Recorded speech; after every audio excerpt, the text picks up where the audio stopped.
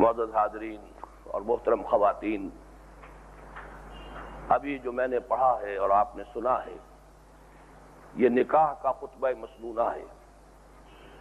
شادی بیاہ کی تقریبات کے ضمن میں ہم نے جب ایک اصلاحی تحریک کا آغاز کیا تو ان میں جو چند عملی اقدامات تجویز کیے ان میں سے پہلا یہی ہے کہ یہ خطبہ نکاح جو ہمارے ہاں عام طور پر اس طور سے پڑھ دیا جاتا ہے خاموشی سے بیٹھے ہوئے، جیسے کہ گویا صرف دولہا کو سنانا مقصود ہو، یا یہ کہ جیسے کچھ دوسرے مذاہب میں ہوتے ہیں کچھ جنتر منتر قسم کی چیزیں، بس صرف الفاظ کو زبان سے ادا کر لینا ہی مقصود ہے، اسی میں کوئی برکت ہے یا اسی کے اندر کوئی تبرک ہے۔ در حقیقت یہ خطبے کے اصل مقصد سے ناواقفیت کی دلیل ہے۔ خطبے کا اصل مقصد ہے تذکیر، تعلیم، نصیحت، اور یہ حضور صلی اللہ علیہ وسلم کا بڑا فطری طریقے تذکیر اور نصیحت و تعلیم تھا کہ جب بھی کبھی مسلمان کسی بھی تقریب میں جمع ہوتے تھے، اور تقریبات عام طور پر یا خوشی کی ہوتی ہیں یا غمی کی، مثلا یہ کہ غمی کی تقریب جنازے کے وقت، تدفین کے وقت قبرستان میں حضور خطبہ دیتے تھے، اس لیے کہ وہ وقت ہے کہ وعظ کا، تلقین کا بہترین موقع ہے، دل پہلے ہی نرم ہو چکے ہوتے ہیں، اس وقت گویا کہ strike when the iron is hot کے مطابق اس وقت ذرا سی بات بھی جو ہے ہو سکتا ہے کسی کے دل کو لگ جائے تو اس سے اس کی زندگی میں انقلاب آ جائے۔ اسی طرح جو بھی مواقع جمع ہونے کے ہیں ان میں خطبے ہوتے تھے، اور ان خطبوں کا اصل مقصد ہے تعلیم اور تذکیر اور نصیحت۔ جیسے خطبہ جمعہ ہے، خطبہ عیدین ہے۔ اب ہمارے ہاں چونکہ ہماری زبان کا بیریئر ہے، ظاہر بات ہے خطبہ مسنونہ تو وہی ہوگا جو حضور ادا کرتے تھے عربی زبان میں، تو خطبہ مسنونہ تو جمعے میں بھی تقریباً وہی الفاظ ہوتے ہیں، عیدین میں بھی وہی ہیں، لیکن جو ہماری آڈینس ہے زبان یار من ترکی و من ترکی نمی دانم، وہ تو نہیں جانتے کہ کیا کہا جا رہا ہے، بلکہ جیسے کہ میں نے پرسوں بھی عرض کیا تھا، شہروں میں تو پھر بھی یہ کہ علماء اور جو ائمہ مساجد ہیں وہ صاحب علم ہوتے ہیں، خطباء، لہذا کم سے کم انہیں تو معلوم ہوتا ہے کہ وہ کیا کہہ رہے ہیں۔ دیہات میں تو عام طور پر ایسے لوگ ہیں کہ جو نماز جمعہ بھی ادا کرواتے ہیں کہ جنہیں خود پتہ نہیں ہوتا کہ وہ کیا پڑھ رہے ہیں، کتاب سے لے کر انہوں نے صرف دیکھ کر کچھ پڑھ دیا، گویا کہ خطبہ ہو گیا، حالانکہ یہ تو در حقیقت خطبے کا اصل مقصد حاصل نہیں ہوتا۔ یہی وجہ ہے کہ پھر یہ بات شروع کی گئی کہ اس خطبے سے پہلے کوئی وعظ ہو، کوئی نصیحت ہو، تاکہ جو مقصد اصل میں اس خطبے سے حاصل ہونا چاہیے تھا اور نہیں ہو رہا، تو عربی کا مقولہ بھی ہے ما لا یدرک کلہ لا یترک کلہ، اگر کوئی چیز بتمام و کمال حاصل نہ کی جا سکے تو بالکل ترک بھی نہیں کر دینی چاہیے، کوئی تلافی کی شکل جو بھی اس کا حصہ حاصل کیا جا سکے، اس کے لیے یہ جمعے کے خطابات شروع ہوئے، وعظ شروع ہوئے۔ چنانچہ دہلی میں تو رواج تھا کہ جمعے کی نماز کے بعد وعظ ہوتا تھا، جمعے کی نماز کے بعد سے عصر کی نماز تک وعظ، جمعے سے پہلے وعظ نہیں ہوتا تھا۔ خطبہ مسنونہ عربی کا ہوا وقت معین پر، نماز ادا ہوئی، اب جو لوگ بیٹھے وعظ کے لیے، نصیحت کے لیے، گویا کہ ان کا اپنا اختیاری فعل ہے، اور بیٹھتے تھے اکثر لوگ، اس لیے کہ یہ کم سے کم جذبہ لوگوں میں موجود تھا کہ جمعے کی اہمیت ہے اور جمعے کا یہ خاص مقام ہے ہمارے دین میں۔ بہرحال ہم نے اسی پر قیاس کرتے ہوئے پہلا قدم یہ اٹھایا کہ لوگ جمع ہوتے ہیں خطبہ نکاح کے موقع پر، تو اس میں خطبہ نکاح کا مفہوم کم سے کم بیان کر دیا جائے، تاکہ جو اصل مقصد ہے خطبے کا وہ کسی نہ کسی درجے میں حاصل ہو جائے۔ بلکہ آج میں سوچ رہا تھا تو اس خطبے کا ایک پس منظر بھی ہے، کیونکہ اسلامی شریعت کا اصل حیولہ تیار ہوا ہے عرب جاہلیت میں جو بھی رواج چل رہے تھے، جو ان کے معمولات تھے، ان معمولات ہی کی اصلاح کی گئی ہے، ان میں جو چیزیں خلاف اسلام تھی وہ نکال دی گئیں، اور ان کے اندر جو اسلام کے تقاضے انہی میں سمو دیے گئے۔ تو عربوں میں جاہلیت میں بھی اسلام کی آمد سے قبل، حضور کی بعثت سے قبل بھی رواج تھا کہ جب نکاح ہوتا تھا تو خطبے بلکہ دو ہوتے تھے، جانبین جمع ہوئے، لڑکی والے جمع ہو گئے، لڑکے والے جمع ہو گئے، تو دو خطیب ہوتے تھے، ایک لڑکے والوں کی طرف سے، ایک لڑکی والوں کی طرف سے۔ لیکن اس خطبے کا مقصد کیا ہوتا تھا؟ جیسے کہ حج کے سلسلے میں آتا ہے سورہ بقرہ میں کہ مینا کا جو یہ قیام تھا، ظاہر بات ہے کہ حج کے مناسک میں شامل ہے، لیکن ایام جاہلیت میں وہ لوگ کیا کرتے تھے؟ اپنے آباء و اجداد کے مناقب بیان کر رہے ہیں، فخر کر رہے ہیں، اپنے آباء و اجداد کے کارنامے بیان کر رہے ہیں۔ تو قرآن مجید نے یہ کہا کہ تم ان دنوں میں اے مسلمانوں بجائے اس کے کہ اپنے آباء و اجداد کے جو ہے کارنامے بیان کرو، اللہ کا ذکر کیا کرو۔ کا ذکرکم آباءکم او اشد ذکرا، جس طرح کہ تم اپنے آباء و اجداد کا ذکر کیا کرتے تھے اس سے بھی زیادہ شدت کے ساتھ اللہ کا ذکر کرو۔ تو گویا کہ وہ بات بھی برقرار رہی، لیکن اس کے اندر جو روح دین ہے وہ شامل کر دی گئی۔ یہی معاملہ اس خطبوں میں ہوتا تھا۔ لڑکی والوں کی طرف سے کوئی کھڑا ہوتا تھا، وہ اپنے خاندان کے مناقب اور اپنے فضائل اور اپنے اسلاف کے کارہائے نمایاں بیان کرتا تھا۔ لڑکوں والوں کی طرف سے کھڑا ہوتا تھا، وہ خطبہ دیتا تھا، وہ اپنے خاندان کے مفاخر جو ہیں ان کو بیان کرتا تھا۔ اب اسلام نے کیا کیا؟ کسی کا کوئی فخر بیان نہ ہو، ایک خطبہ ہو، اللہ کی حمد و ثنا ہو، لوگوں کے لیے واعظ ہو، نصیحت ہو، تعلیم ہو، تلقین ہو۔ تو گویا کہ وہی چیزیں کہ جو پہلے تھیں ان میں اصلاح کر دی گئی اور دین کے جو اصل مقاصد انہیں شامل کر دیا گیا۔ تو میں آج اس وقت انشاءاللہ تعالیٰ کچھ دیر کے بعد یہ جو خطبہ مسنونہ ہے اس کے بارے میں بھی عرض کروں گا، لیکن آج مجھ سے خاص طور پر یہ فرمائش کی گئی ہے، اگرچہ مجھے کچھ ہچکچاہٹ ہے کہ بہت سی باتیں ابھی پرسوں میں نے بیان کی ہیں اور آپ میں سے بہت سے حضرات بلکہ شاید اکثریت ان لوگوں پر مشتمل ہو اس وقت کے سامعین کی کہ جو پرسوں بھی اس نکاح میں شامل تھے، تو ذرا طبیعت میں رکاوٹ ہوتی ہے جو باتیں ابھی پرسوں میں نے بیان کی ہیں اور بہت سے حضرات نے سنی ہیں، تو اب میں ان کو دوبارہ دہراؤں، لیکن یہ کہ چونکہ خاص طور پر تجویز کیا گیا کہ ہماری اس تقریب کا جو یہ ویڈیو تیار ہو رہا ہے اسے استعمال کرنا ہے بڑے پیمانے پر اس فکر کو عام کرنے کے لیے کہ لوگوں تک یہ بات پہنچے، تاکہ یہ اصلاحی تحریک جو ہے، بہرحال یہ سمجھیے کہ تقریباً 18 برس سے اپنے بس میں تو جو کچھ ہوا ہے ہم نے اس میں کوشش کی ہے اور بہت اس میں اللہ تعالیٰ نے کامیابی بھی عطا کی ہے، لیکن یہ کہ اس سے بڑے پیمانے پر جسے کہتے ہیں جنگل کی آگ کی طرح اگر یہ تحریک پھیل سکے تو اس میں اللہ کرے کہ یہ جو کوشش ہے یہ بھی مفید ہو۔ تو میں اس اصلاحی تحریک کا پس منظر پہلے بیان کر دوں۔ یہ آپ کے علم میں ہے ویسے تو یہ کہ خاص طور پر مولانا اشرف علی تھانوی رحمۃ اللہ علیہ ان کی جو ایک گاڑی ہے کوئی راستے میں ہائی رحمۃ اللہ علیہ کا یہ خاص شعبہ تھا۔ رسومات جو بھی مسلمانوں کے اندر شروع ہو گئیں، ظاہر بات ہے ان رسومات میں سے کچھ حصہ تو یہ تھا کہ جو ہندوانہ ہمارا پس منظر ہے، اکثر لوگ ہندوستان میں مسلمان وہی ہیں جن کے آباء و اجداد جو ہے 4 پیڑھی پہلے، 10 پیڑھی پہلے یا اور 15 پیڑھی پہلے مسلمان ہو گئے، تو چونکہ تربیت اور تعلیم کا مناسب بندوبست نہیں ہو سکا، مسلمان تو ہو گئے، کسی بزرگ سے متاثر ہوئے، کسی اللہ والے کی بات جو ہے دل میں اتر گئی، کسی کے ایمان لے آیا، لیکن یہ کہ نظام جو ہے درہم برہم تھا تعلیم و تربیت کا، اس لیے یہ کہ کچھ نہ کچھ ہندوانہ پس منظر بھی چلتا رہا، وہ رسومات بھی چلتی رہیں۔ ہندوؤں میں تیجا ہوتا تھا مرنے والے کے لیے، وہ ہم نے اس کو صرف یہ کیا کہ تیجے کو فارسی میں ڈال دیا، سوئم کر دیا۔ اس سوئم پر بھی کچھ لوگوں نے اعتراضات شروع کیے تو اسے قرآن خوانی کر لیا، لیکن تیجا اپنی جگہ رہا، اس لیے کہ یہ تو کھوٹا گڑا ہوا ہے، ہمارا وہ جو پرانا پس منظر ہے وہ تیجا قائم ہے، چاہے اس کے عنوانات آپ نے بدل دیے۔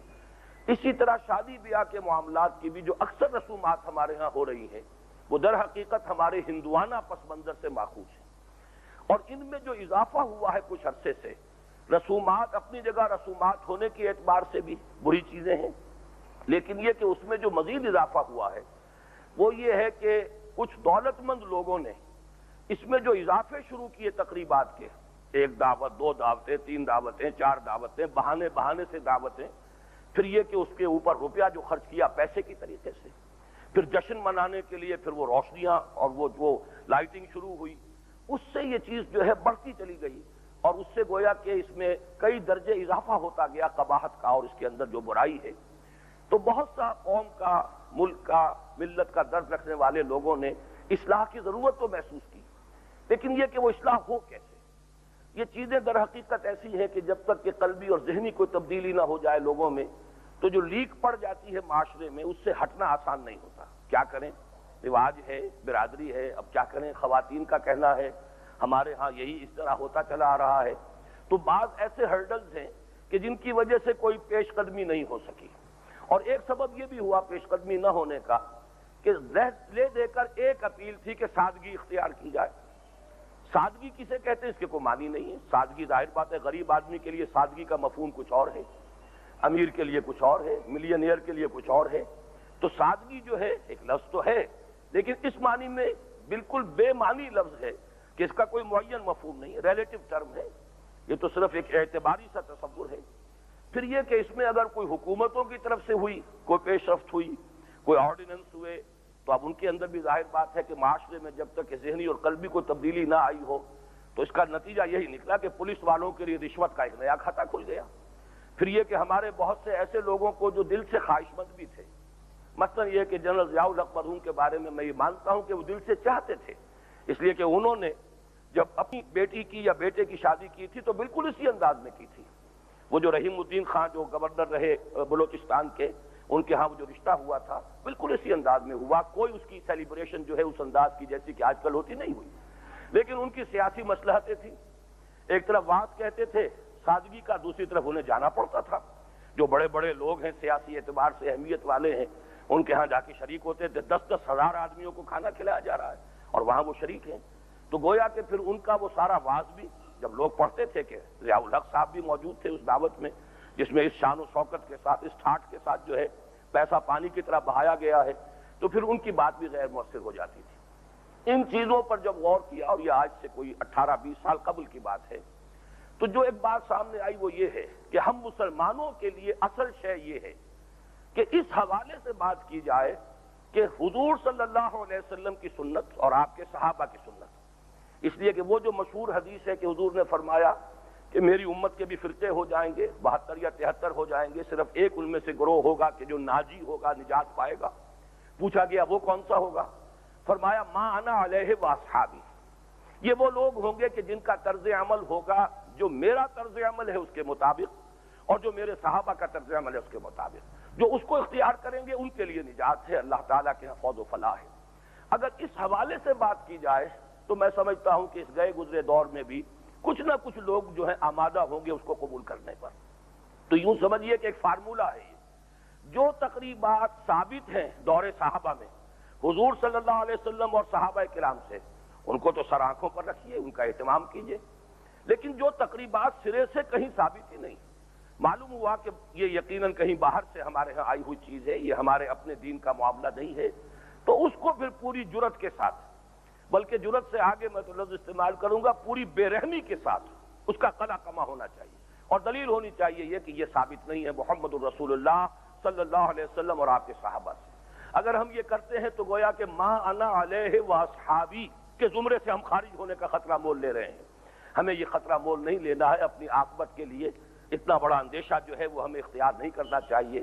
یہ میں سمجھتا ہوں کہ ایک ایسی بات ہے کہ جس کو آپ کہتے ہیں کہ بنیاد ہونی چاہیے ٹھوس اور مضبوط، تو یوں سمجھیے کہ یہ ایک بنیاد ایسی ہو سکتی اصلاحی عمل کے لیے۔ اس کے حوالے سے جب جائزہ لیا تو معلوم ہوا کہ 3 چیزیں ایسی ہیں جو باہم ایک دوسرے کے ساتھ جڑی ہوئی ہیں۔ یوں سمجھیے کہ یہ ایک دوسرے پر کے ساتھ لازم و ملزوم ہے کہ اگر ایک کا خاتمہ ہو جائے گا دوسرے کا بھی ہو جائے گا۔ ہمارے ہاں بارات کا ایک تصور ہے، اچھا بارات جتھا بن کر کچھ لوگ آئے ہیں تو کچھ نہ کچھ انٹرٹینمنٹ ان کی ہونی چاہیے۔ وہ انٹرٹینمنٹ اب ظاہر بات ہے کہ وہ تھوڑی بھی ہو سکتی ہے، بڑی بھی ہو سکتی ہے۔ عام شرافت بھی ہے یہ کہ گھر میں آپ کے مہمان آئے ہو تو آپ انہیں کچھ نہ کچھ کھلائیں پلائیں، کو خاطر تواضع کریں۔ تو بارات کے تصور کے ساتھ جب وہ لڑکی والے کے گھر پہنچے تو کچھ نہ کچھ کھلانا پلانا، یہ گویا کہ اس کا ایک منطقی اور ایک فطری سا نتیجہ نکلا۔ اور اس کے ساتھ ایک چیز جو اور منسلک ہے وہ جو جہیز کا تصور ہے۔ یہ تمام چیزیں در حقیقت ایک ہی تصور کے 3 ایسپیکٹس ہیں، ان کو ایک ہی سٹروک سے، ایک ہی وار سے تینوں کو ختم کیا جا سکتا ہے۔ پہلی بات یہ ہے کہ اسلام میں جہیز کا کوئی تصور نہیں، اس لیے کہ اسلام میں لڑکی بھی وارث ہے جیسے لڑکا وارث ہے، بیٹے کو وراثت میں سے حصہ ملے گا، بیٹی کو بھی حصہ ملے گا۔ یہ تو ہندوؤں کے ہاں ہے کہ چونکہ بیٹی کا وراثت میں حصہ ہی نہیں، لہذا بیٹی کو جب گھر سے رخصت کرتے ہیں تو کچھ دے دلا کر، اور اسے وہ دان دہیج کہتے ہیں۔ یہ دہیج اور دان ان دونوں کا مطلب ہے خیرات ہے۔ لڑکی کا حق کوئی نہیں ہے، یہ جو کچھ ہم دے رہے ہیں یہ صدقہ ہے، خیرات ہے، دے کر اسے رخصت کر رہے ہیں۔ اب اس کا کوئی گھر جو ہے، اس گھر کے اوپر کوئی حق باقی نہیں رہا۔ اس بنیادی تصور کی نفی ہو جائے۔ اسلام میں تو بیٹی بھی جیسے کہ کس قدر تاکید کے ساتھ آیا ہے سورہ نساء میں جہاں وراثت کے احکام آئے ہیں، مما قل منہ او کثر، وراثت تھوڑی ہو یا زیادہ اس قانون کے مطابق تقسیم کرنا لازم ہے۔ بیٹے کا حصہ بیٹے کو جائے، بیٹی کا حصہ بیٹی کو جائے۔ اگر شوہر فوت ہوا ہے تو بیوی کا حصہ بیوی کو ملے، بیوی فوت ہوئی ہے شوہر کا حصہ شوہر کو ملے، والدین زندہ ہے اس کے وفات پانے والے یا پانے والی کے تو والدین کا حصہ ہے. یہ جو بھی ہیں جن کے حصے شریعت نے مقرر کر دیے ان سب کو حصہ پہنچنا چاہیے. مما قل منہ او کثر. اب یہ چیز اگر سامنے ہو تو یہ شادی کے موقع پر دینے دلانے کا معاملہ ختم ہو جائے گا. یہ در حقیقت اس کی وجہ سے ہندوؤں میں یہ ہوتا تھا جب شادیاں ہو نہیں ہیں جہیز لے کر آنا ہے تو کوئی جتھا جانا چاہیے اس لیے کہ درمیان میں کہیں ڈاکہ نہ پڑ جائے. ایک گاؤں سے جا رہے ہیں دوسرے گاؤں واپس آنا ہے تو وہ مال غنیمت جو ہے اس سے لدے پھندے جب واپس آئیں گے تو ڈاکوؤں کا مقابلہ کرنے کے لیے کچھ بازو چاہیے لہذا جتھا بنا کر جاؤ. یہاں سے وہ بارات کا تصور بنا ہے. ورنہ یہ کہ بارات کی قطعاً کوئی ضرورت نہیں. بلکہ میں نے پرسوں بھی عرض کیا تھا کہ جب یہ پہلی مرتبہ خیال مجھے آیا تو میں حیران رہ گیا کہ پوری عربی لغت میں بارات کے لیے کوئی لفظ نہیں, کوئی اصطلاح نہیں. یہ اس قدر ایلین ہے, اتنا تصور جو ہے اسلام سے یہ اس قدر دور تصور ہے کہ کوئی اصطلاح نہیں. بارات فارسی کا لفظ ہے. اور میرا اپنا تو ایک تاثر جو ہے جب سے وہ جوش بلی آبادی نے کتاب لکھی تھی یادوں کی بارات, تو مجھے تو ویسے بھی میں اس بارات سے پہلے ہی اس کا منکر ہو چکا تھا, لیکن جب وہ کتاب سامنے آئی تب تو مجھے نفرت ہو گئی اس لفظ بارات سے. اور پھر جو خبریں پڑھتا ہوں کہ جب باراتیں چلتی ہیں بسوں کے اندر پھر دوڑیں ہوتی ہیں اور پھر اس میں فلمی ریکارڈنگ ہوتی ہے اور ایک عجیب سرور کی کیفیت کے ساتھ ڈرائیور بھی ڈرائیو کرتا ہے, کیسے کیسے حوادث ہوتے ہیں. معلوم ہوا کہ گھر نہیں پہنچے دولہا میاں اور دلہن اور وہ راستے ہی کے اندر جو ہے ان کا کام بھی ختم ہو گیا اور کتنے جو ہے وہ بھی ان کے ساتھ ختم ہو گئے. یہ ساری چیزیں پھر اس میں اسراف. کراچی سے چل رہا ہے ایک جتھا لاہور آ رہا ہے, یہ سارا خرچہ جو ہو رہا ہے, چاہے وہ لوگ ایسے بھی ہیں کہ جو ہوائی جہازوں سے آتے ہیں, ایسے بھی ہیں کہ جو گاڑیوں میں آتے ہیں, لیکن کتنا خرچ ہو رہا ہے. سارا کا سارا اسراف بغیر کسی ضرورت کے. اگر جہیز کا تصور نہیں ہے تو جہاں بھی آپ جائیں گے 2 آدمی 4 آدمی جائیں اور وہاں مسجد میں نکاح کریں. مسجد میں کسی نماز کے بعد مسلمان جمع ہیں, بہترین ماحول ہے جس میں کہ اللہ تعالیٰ کی یاد کی گئی ہے, نماز ادا کی گئی ہے, دلوں پر کچھ نہ کچھ اس کے اثرات ہیں. اس لیے کہ نکاح کی محفل سے گویا کہ ہمارے اس معاشرے میں ایک نئے خاندان کی بنیاد پڑتی ہے. اس خاندان کا آغاز ہو ایسے ماحول میں, ایسی دعاؤں کے ساتھ, خیر کی, برکت کی, بھلائی کی, دنیا اور دین کی سعادتوں کی دعاؤں کے ساتھ, تو وہ خاندان انشاءاللہ کچھ اور ہی شان کے ساتھ ابھرے گا. اور یہ کہ اگر یہ کیفیات نہیں ہے ان سے محرومی ہے, بہت بڑی محرومی ہے. مسجد میں نکاح ہو, نہ کسی کھانے کا, کھلانے کا, دعوت کا. اب یہاں یہ بارات آ رہی ہے, معلوم ہے اس میں بڑے بڑے لوگ بھی آئیں گے, تو ہمیں بھی کچھ نہ کچھ تیار کر کے رکھنے چاہیے, صوفوں وغیرہ پر بٹھانا چاہیے, کوئی ہائی کورٹ کے ججز ہماری طرف سے بھی ہوں, معلوم ہو ہم بھی کوئی کم نہیں ہے, لڑکی والے بھی اپنا زور لگائیں گے. اس طریقے سے یوں سمجھیے کہ ایک خباثت پر دوسری خباثت, اس پر تیسری خباثت جو ہے, ایک اینٹ کے بعد دوسری اور تیسری جو ہے چڑھتی چلی گئی. ان چیزوں کو ختم کرنے کے لیے ایک کام نکاح مسجد میں. نمبر 2, نکاح کے ساتھ کوئی دعوت طعام نہ ہو, اس لیے کہ دعوت طعام جو ہے شادی کے معاملے میں صرف ولیمے کا ہے جس کا ذکر احادیث میں موجود ہے اور بڑے اہتمام کے ساتھ موجود ہے. میں یہ کہا کرتا ہوں کہ جس دین میں اس درجے اللہ اور اس کے رسول کی طرف سے اہتمام کر دیا گیا کہ ساری ضروری چیزیں ہمیں بتا دی, اس کے بعد بھی ہم اکتفا نہیں کرتے اور اس پر اضافے کرتے ہیں. گویا کہ ہم یہ سمجھتے ہیں کہ وہ ناقص تعلیم تھی محمد صلی اللہ علیہ وسلم کی, ہمیں اس کے اندر کوئی اضافہ کرنے کی ضرورت ہے. یہ گویا کہ یہ تصور ہی ہمارے اس ایمان بالرسول کے متضاد اور منافی ہے. حضور نے دعوت ولیمہ کی تاکید کی بڑی ہی یعنی شد و مد کے ساتھ, فرمایا اولمو ولو بشاتن, ولیمے کی دعوت ضرور کیا کرو خواہ ایک ہی بکری میسر ہو.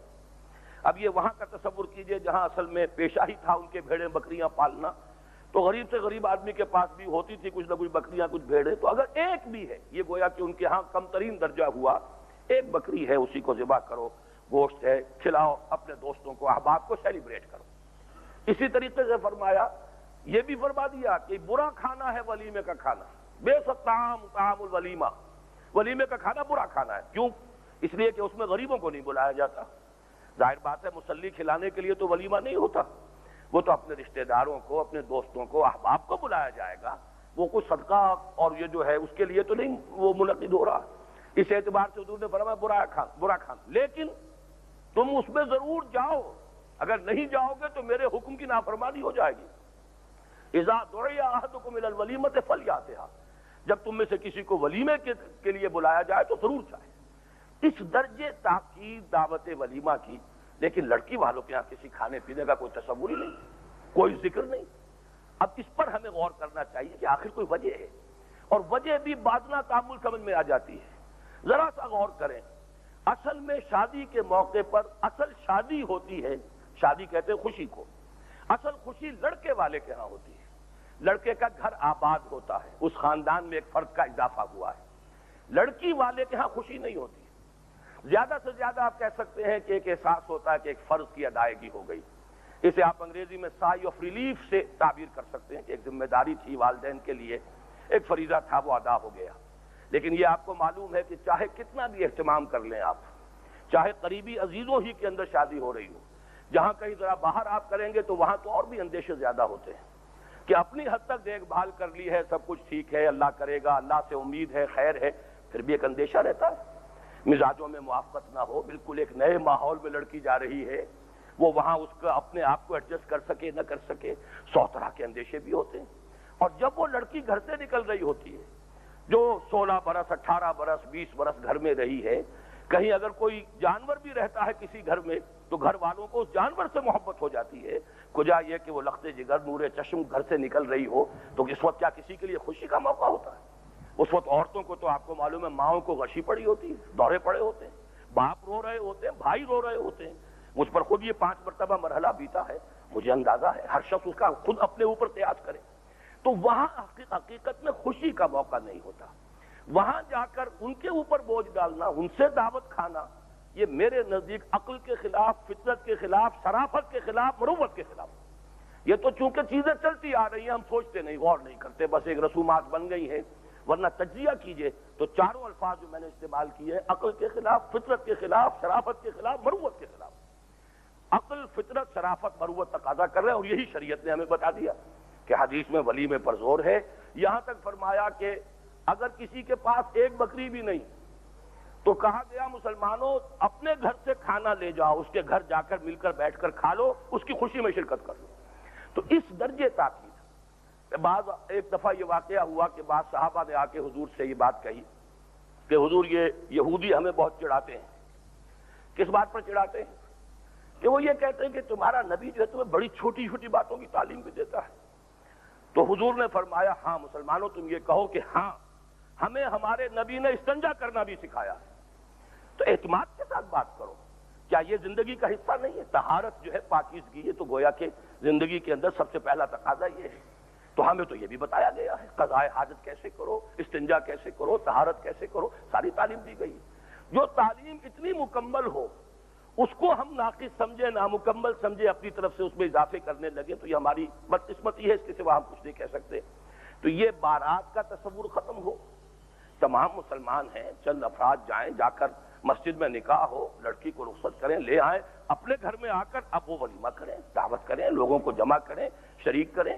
لڑکی والوں کے ہاں کوئی دعوت عام نہیں، بلکہ جو اسلام کا معاشرتی نظام ہے اس کا یہ اہم پہلو سامنے رکھیے کہ پورا جب آپ تجزیہ کریں گے تو نظر یہ آئے گا کہ پیش نظر یہ ہے کہ لڑکی والے پر کوئی بوجھ نہ آئے۔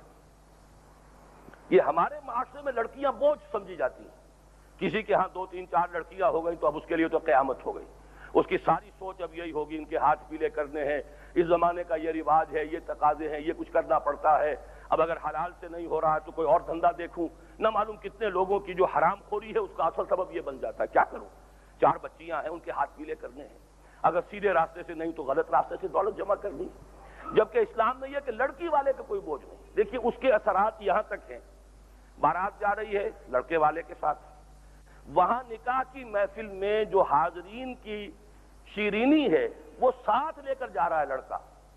یہ چھوارے جو تقسیم کرتے ہیں کون کرتے ہیں؟ لڑکے والے کرتے ہیں۔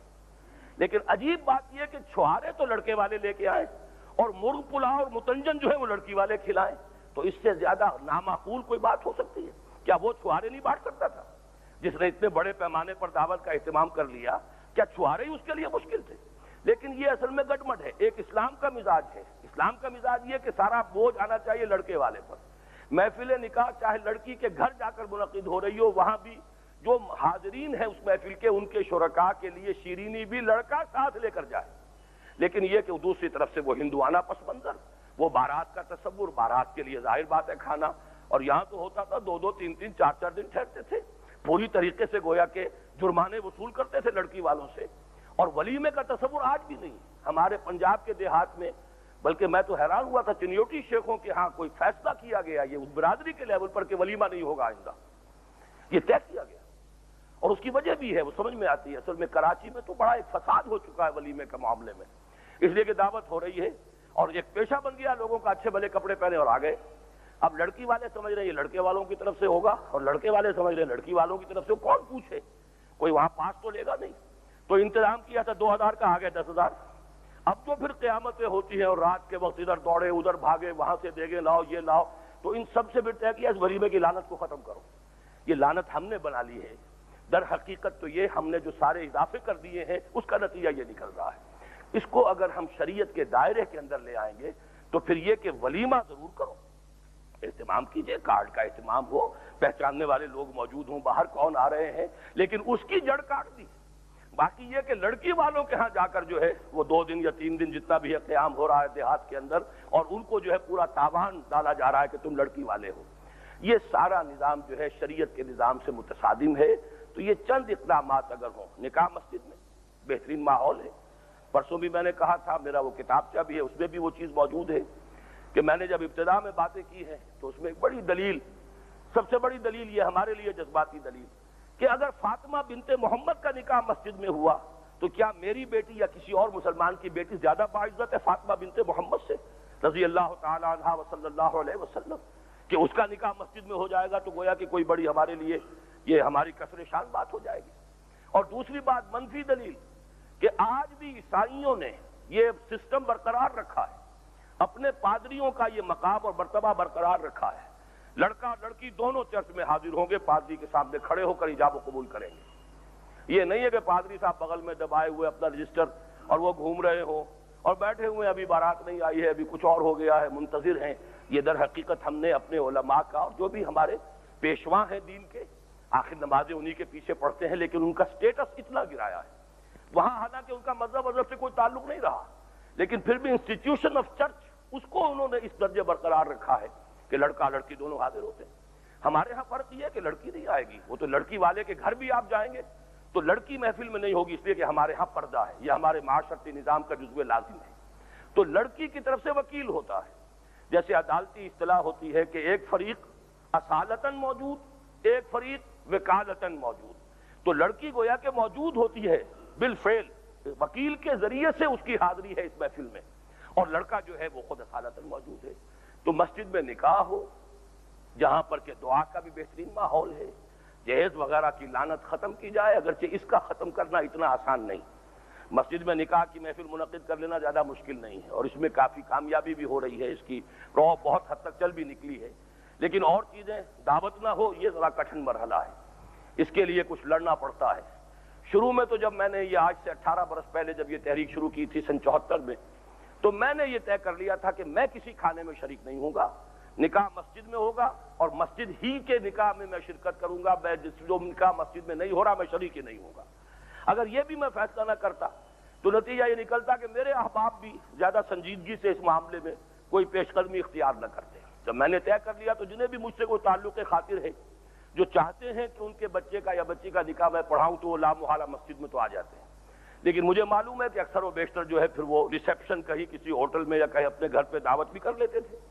اب میں نے کچھ عرصے سے یہ بھی طے کر لیا کہ جس شاد نکاح کے ساتھ یہ جو تعام کا معاملہ ہوگا میں وہ نکاح نہیں پڑھاؤں گا، تو اس سے انشاءاللہ تعالیٰ یہ ایک قدم اور آگے بات بڑھے گی، اور اس کے اندر جو بھی پیش رفت ہوئی ہے، پرسوں جو نکاح ہوا ہے، اس لیے کہ یہ چیزیں اگر کھاتے پیتے لوگوں کے حلقے میں ہوں تو اس سے یہ کہ غریبوں کو بھی اس سے بہت سا ریلیف مل جائے گا۔ ہوتا یہ ہے کہ جو دولت مند ہیں ان کے لیے تو اپنے دولت کی اظہار کا ذریعہ بن جاتا ہے تبذیر، حالانکہ تبذیر کے بارے میں جان لیجئے یہ 2 الفاظ ہیں، اسراف۔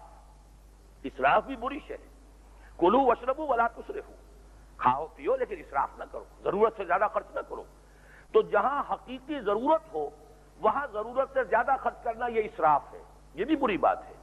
لیکن تبذیر یہ ہے بلا ضرورت خرچ کرنا، لائٹنگ پر خرچ ہو رہا ہے، اور ہمارا حال تو یہ ہو گیا ہے کہ جب بجلی کا معاملہ جو ہے اس میں ایسا صورت ہوتی ہے کہ اس میں لوڈ شیڈنگ کا زمانہ ہوتا ہے تو کھیتوں کے اندر ٹیوب ویل کھڑے ہیں، نہیں چل سکتے اس لیے کہ بجلی نہیں دی گئی، اور شہروں کے اندر شادیوں کے اندر معلوم ہوتا ہے کہ بے تحاشا بجلی خرچ ہو رہی ہے، معلوم ہوتا ہے پورا علاقہ جو بقع نور بنا دیا گیا ہے۔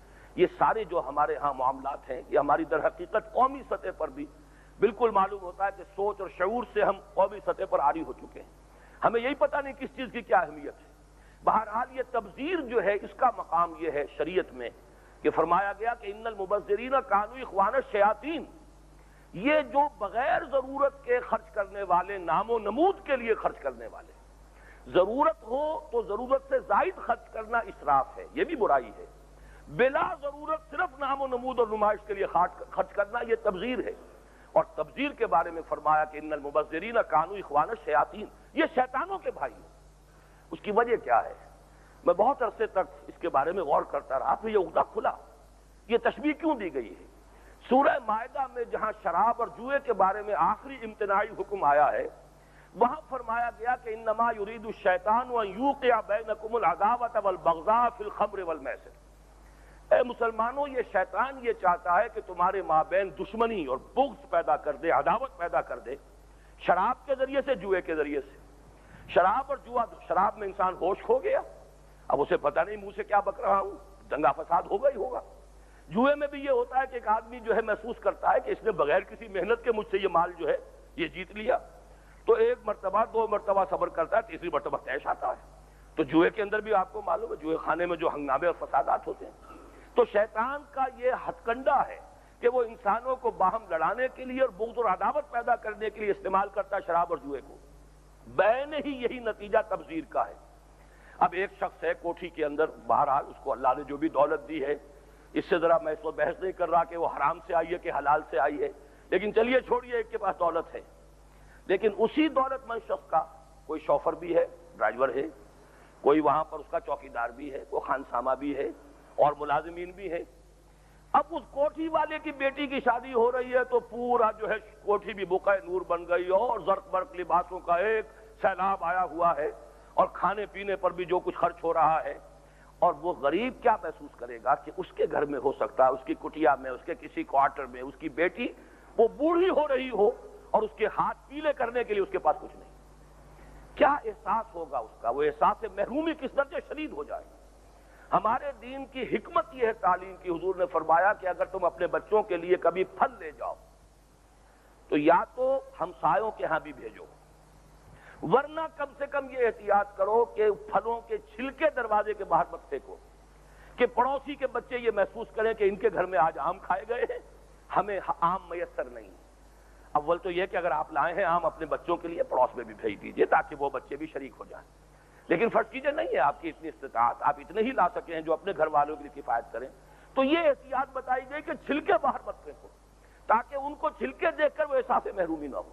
یہ تبذیر ہے جو ہمارے ہاں طبقاتی جو تصادم ہے اس کو بڑی تیزی کے ساتھ بڑھا رہا ہے، اس لیے کہ اس کے نتیجے میں وہ احساس محرومی شدید تر ہو جاتا ہے. ٹھیک ہے، ایک کام ہے، گھر کے اندر ہے، لوگوں نے کر لیا ہے، جو بھی ان کا فرق ہے ان کو بھی معلوم ہے، لیکن جب اس کا اس طرح مظاہرہ ہوتا ہے اس فرق و تفاوت کا تو اس سے احساس محرومی میں شدت پیدا ہوتی ہے، اور یہی طبقاتی شعور، یہی طبقاتی تصادم اور یہی طبقاتی کشمکش ہے جس سے کہ پھر معاشرے کا امن اور چین ختم ہو جاتا ہے. اب وہ چپڑاسی یا وہ خانسامہ مسجد میں جائے اور مولوی صاحب کا وعظ سنے، انما المؤمنون اخوۃ، مومن تو سب آپس میں بھائی بھائی ہیں، کیا اس کے اوپر یہ آیت اثر کرے گی کہ میرے معاشرے کے اندر یہ اخوت ہے، یہ ہمارا جو ہے ہماری مساوات کا معاملہ ہے؟ تو یہ چیزیں وہ ہیں کہ جو بری طریقے سے معاشرے کو گھن کی طرح کھا رہی ہیں. پھر یہ کہ غریب آدمی بھی بہرحال جس طرح بھی ہوتا ہے، جو بھی کھاتے آپ نے بنا دیے وہ بھی کھاتے پر کرے گا، کچھ نہ کچھ دو چار کمکمے وہ بھی لگائے گا، کچھ نہ کچھ تو کرے گا. اسے بھی احساس ہوگا میری بھی بچی ہے، اس کے بھی احساسات ہیں، کسی نہ کسی طریقے سے حلال سے حرام سے یا کوئی قرض لے کر یا کہیں کوئی شے بیچ کر بہرحال مجھے بھی خانہ پوری تو کرنی ہوگی ان تمام تقریبات کی کہ جو آج کل چل رہی ہیں. تو بڑی شدید ضرورت ہے اس میں کہ بڑی ہمت کے ساتھ، بڑے ایک جذبے کے ساتھ یہ لوگوں کے لیے خیر اور ان کی خیر خواہی کا عمل ہے. غرباء کے لیے اس میں بڑی مصلحتیں ہیں کہ ان تمام چیزوں کے اندر جو ہے سنت رسول صلی اللہ علیہ وسلم کو ہم اپنے سامنے رکھیں، ولیمے کا اہتمام کریں، کھانے کی کوئی اور دعوت نہ ہو اور تقریبات نہ ہو. ولیمے میں ظاہر بات ہے آدمی اپنی سٹیٹس کے مطابق اپنے احباب کو بلاتا ہے، شریک کر لیتا ہے. جہیز کا معاملہ بھی فوری طور پر اگر بالکل ختم نہ کیا جا سکے تو کم سے کم یہ کہ اس کا اظہار نہ ہو، اس کو لوگوں کے سامنے ڈسپلے نہ کیا جائے، اس سے بھی وہی جو خرابی ہے پیدا ہوتی ہے وہ یہ احساس محرومی والی بات. اول تو یہ کہ جیسا کہ میں نے عرض کیا ہے حضرت فاطمہ کے جہیز کے حوالے سے جو بات ہمارے ہاں عام ہو گئی ہے وہ در حقیقت غلط العوام ہے. بات صحیح یہ تھی کہ جو مہر کی رقم پیش کی تھی حضرت علی نے رضی اللہ تعالی عنہ، اسی میں سے کچھ رقم صراحت موجود ہے سیرت میں، اس میں سے کچھ رقم حضور نے گھر کے اندر بھیج دی کہ کچھ دلہن کے لیے، بہرحال اس کے لیے کوئی خوشبویات ہیں، اس کو جو بھی تیار کرنا ہے اس پہ خرچ ہو گئی. باقی سے وہ سامان تیار کیا تھا، آخر کوئی کسی حجرے میں جانا ہے، کہیں پر آباد ہونا ہے، ایک وہ گدا جس میں کھجوروں کی چھال کا، روئی وہی نہیں تھی، کھجوروں کی چھال بھری ہوئی، تکیا بھی اسی کا، کوئی ایک دو برتن، ایک چکی جس میں کہ آٹا پیس لیا جائے، یہ چند چیزیں اس رقم سے حضور نے تیار کی. ورنہ حضور کی اور بیٹیاں بھی تھیں. آپ کو معلوم ہے حضرت عثمان 2 بیٹیاں گئی ہیں ان کے ہاں، دونوں کے ساتھ کہیں کسی جہیز کا ذکر نہیں ہے. ایک کی تو خیر شادی مکے میں ہو گئی تھی، چلیے اس کو چھوڑیے، مدینے میں ہوئی ہے. ام کلثوم کا نکاح جو ہے وہ تو مدینے میں ہوا ہے. حضرت عثمان کھاتے پیتے آدمی تھے، ان کے گھر تھے، آباد تھے، ساز و سامان تھا، تو کہیں آپ کو جہیز کا تذکرہ نہیں ملتا. حضرت علی کا تو وہاں کوئی تھا ہی نہیں. حضرت علی کے ولی بھی حضور صلی اللہ علیہ وسلم اور دلہن کے والد بھی حضور صلی اللہ علیہ وسلم. اس اعتبار سے ایک دوہرا رول ہے جو حضرت فاطمہ اور حضرت علی رضی اللہ تعالی عنہما کی شادی میں حضور نے ادا کیا ہے. اس وجہ سے بات نظر آتی ہے، ورنہ کیسے ہو سکتا ہے کہ حضور ناانصافی کرتے اپنی اولاد کے ساتھ کہ فاطمہ کو تو جہیز دے اور ام کلثوم کو کوئی جہیز نہ دے. اصل بات یہ ہے کہ جہیز کا کوئی تصور نہیں ہے. اصل ذمہ داری مرد کی ہے، اس کا گھر آباد ہو رہا ہے، he has to support his family, سارا ساز و سامان اسے فراہم کرنا ہے، اس کی ذمہ داری ہے. آخر الرجال قوامون علی النساء، یوں ہی اس کے اوپر فخر کر کے ہم کھڑے ہو جائیں. جب قوام ہے تو ذمہ داری بھی ہے. معاش کی ذمہ داری بھی مرد پر ہے، عورت پر نہیں ہے. عورت کی کفالت، اس کا سکنا، اس کے لیے رہائش فراہم کرنا، اس کا نان نفقہ سارا شوہر کے ذمہ ہے، اس کے ذمہ عورت کے ذمہ تو نہیں ہے. عورت اگر دولت مند بھی ہے، وہ اپنی دولت اپنے پاس رکھے اور ایک پیسہ خرچ نہ کرے اپنے گھر میں، اپنے بچوں پر اور اپنی ذات پر، یہ اس کا حق ہے، شوہر سے ڈیمانڈ کرے گی. ایسا بھی آتا ہے کہ بعض خواتین نے حضور سے پوچھا کہ حضور میرا شوہر جو ہے وہ بڑا نادار ہے، میرے پاس دولت ہے. اب کسی کو اپنے والدین سے کہیں مل گئی ہے وراثت کے اندر تو ہے، شوہر جو ہے وہ نہیں ہے اس پوزیشن میں. تو انہوں نے سوال کیا کہ کیا ہم اپنے شوہر کو اپنی زکوٰۃ دے سکتے ہیں؟ حضور نے فرمایا یہ اگرچہ ذرا مختلف ہی مسئلہ ہے، بعض جو ہمارے مکاتب فقہ ہیں ان میں اس کی اجازت نہیں ہے، لیکن میں اس کے حوالے سے بات کر رہا ہوں جہاں یہ جائز قرار دیا جاتا ہے. شوہر اپنی بیوی کو زکوٰۃ نہیں دے سکتا. کیوں؟ اس لیے کہ بیوی تو اس کی لائبلٹی ہے، بیوی کی ذمہ داری تو اسے ادا کرنی ہے، بیوی کے اخراجات کا تو وہ خود کفیل ہے عضو شریعت. لیکن بیوی شوہر کو زکوٰۃ دے سکتی ہے، اس لیے کہ شوہر جو ہے اس کی لائبلٹی نہیں ہے، شوہر کی ذمہ داری بیوی پر نہیں ہے. لہذا حضور صلی اللہ علیہ وسلم نے فرمایا دوہرا اجر ہوگا، یہ تو زکوٰۃ بھی ادا ہو جائے گی اور ایک یہ جو تعلق ہے رشتہ داری کا اس کا بھی حق ادا ہو جائے گا. تو یہ ساری چیزیں ہم اپنے ذہن میں رکھیں. اللہ تعالی ہمیں ہمت دے. ایک اور اندیشے کا بھی میں تذکرہ کر دوں، اس لیے کہ یہ تحریک بہت پہلے شروع ہوئی تھی کراچی میں. میمنوں نے اپنی سطح پر فیصلہ کیا، میمن برادری نے، پھر وہ جو کراچی میں ایک ہے قوم پنجابی سوداگران دہلی، وہ یو پی میں دہلی سے لے کر اور کلکتے تک جو آباد ہو گئے تھے، پنجاب سے جانے والی مختلف فیملیز، یہ پھر ایک قوم کی شکل اختیار کر گئے. پھر انہوں نے اپنے ہاں فیصلے کیے، لیکن پھر یہ کہ کچھ عرصے عمل کرنے کے بعد چور دروازے نکالے گئے کہ بظاہر کہا جا رہا ہے مسجد میں نکاح ہو گیا، ٹھیک ہے، لیکن ریسیپشنز بھی ہو رہے ہیں، یا اور بہانوں سے کوئی اور تقریبات جو ہے ایجاد کر لی گئی ہیں. چونکہ وہ پیسہ جو ہے خاص طور پر حرام سے آیا ہوا پیسہ، مال حرام بود بجائے حرام رفت، اس حرام سے کمائی ہوئی دولت کے اندر تو فطری تقاضا ہوتا ہے کہ وہ حرامی جگہ پر خرچ ہوگی. مال حرام بود بجائے حرام رفت، لہذا وہ پھر اس کے لیے چور دروازے نکالتے ہیں. تو آپ حضرات جو بھی طے کر رہے ہیں اپنی برادری کے لیول پر، اس میں یہ اس کا اہتمام کریں کہ پھر چور دروازے نہ ہوں. جب اصول ایک بنا لیا تو اصول پر کھڑے ہو جائیں. شادی بیاہ میں کوئی تقریب نہیں سوائے 2 تقریبات کے. ایک تقریب نکاح کی تقریب مسجد میں ہو، دعائے خیر ہو، بات ختم. وہاں پر آپ جو بھی چھہارے ہیں تقسیم کیجئے یا اس میں اور کوئی چیز اضافہ کیجئے. وہ تو چونکہ عرب کا چھہارا وہاں یہی چیز اویلیبل تھی، تو یہاں پہ اگر کوئی اور آپ تقسیم کریں، وہ بھی لڑکا والا، لڑکی والے پر نہیں. اس کے بعد کوئی ریسیپشن، کوئی کھانا کچھ نہ ہو، لڑکی کو رخصت کروائیے، جائیے. دوسری تقریب ولیمے کی ہے، وہ پورے اہتمام کے ساتھ اپنے احباب کو، اپنے اعزاء کو، اقارب کو، دوستوں کو اس میں شریک کیجیے، تو اللہ تعالی ہمیں ہمت دے، ہم اس کے ضمن میں پیش قدمی کر سکیں۔ بہرحال پہلا قدم جو بھی اٹھاتے ہیں، میں یہ کہا کرتا ہوں، ایک بھلائی 10 بھلائیوں کے لیے راستہ صاف کرتی ہے، ایک برائی 10 برائیوں کے لیے امکان پیدا کرتی ہے۔ تو چلیے ایک ہی خیر ہو جائے، شروع ہو جائے، تو اس سے انشاءاللہ تعالی دوسرے بھی خیر وجود میں آئیں گے۔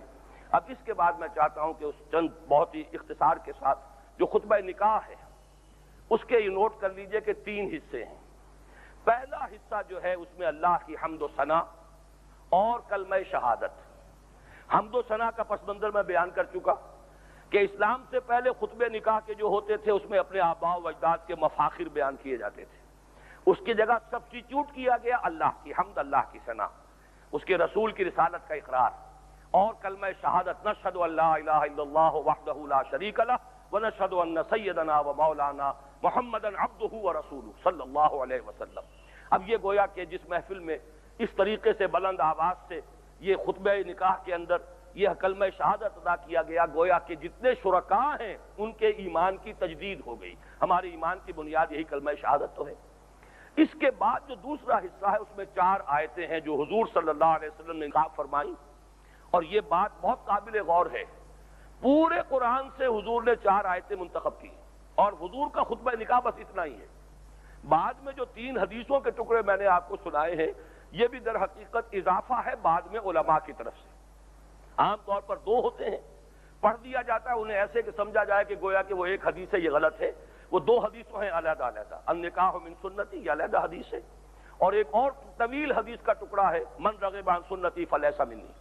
ایک تیسری حدیث کا ہم نے اضافہ کیا ہے جس پر اس وقت ہم عمل بھی کر رہے ہیں کہ اعلنوا ھذا النکاح وجعلوہ فی المساجد۔ لیکن حضور کے خطبہ مسنونہ میں یہ حدیثیں نہیں تھیں، صرف 4 آیات۔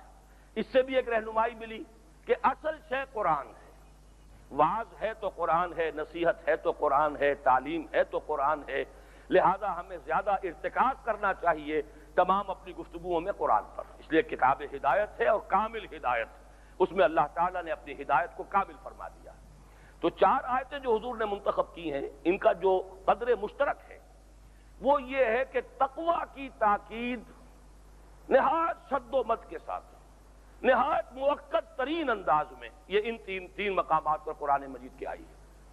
پہلا مقام سورہ آل عمران کی آیت نمبر 102، ایک آیت، یا ایھا الذین آمنوا اتقوا اللہ حق تقاتہ، اہل ایمان اللہ کا تقوی اختیار کرو جتنا کہ اس کے تقوی کا حق ہے، ولا تموتن الا وانتم مسلمون، اور دیکھنا ہرگز موت نہ آئے، ہرگز مت مرنا مگر فرما برداری کی حالت میں۔ یہ 2 حصے ہو گئے، اور دونوں میں تقوی کی بات اصل میں ہو رہی ہے۔ ایک میں لفظ تقوی استعمال کیا گیا، ایک میں نہیں کیا گیا، لیکن اس کا مفہوم آ گیا۔ تقوی کیا ہے؟ انسان کا اس طرح زندگی بسر کرنا، پھونک پھونک کر قدم اٹھانا کہ کہیں اللہ کی مرضی کے خلاف کوئی حرکت سرزد نہ ہو جائے، کوئی کام ایسا نہ کر بیٹھوں کہ جو اللہ کو پسند نہ ہو۔ مستقل طور پر یہ کیفیت اگر ہے تو یہ تقوی ہے۔ ایک مرتبہ حضرت عمر رضی اللہ تعالیٰ عنہ کی محفل میں مجلس مشاورت میں یہ بحث چھڑ گئی کہ تقوی کیا ہے، ڈیفائن کیسے کیا جائے تقوی کو۔ تو مختلف اصحاب نے اپنے اپنے انداز میں تعبیر کیا۔ حضرت عمر نے خاص طور پہ فرمائش کی حضرت ابی ابن کعب سے رضی اللہ تعالیٰ عنہ، جن کے بارے میں حضور نے فرمایا اقرؤہم ابی ابن کعب، انصاری صحابی ہیں اور قرآن کے بہت بڑے عالم تھے۔ وہ خاموش بیٹھے تھے، حضرت عمر نے پوچھا کہ ابی آپ بتائیے تقوی کسے کہتے ہیں؟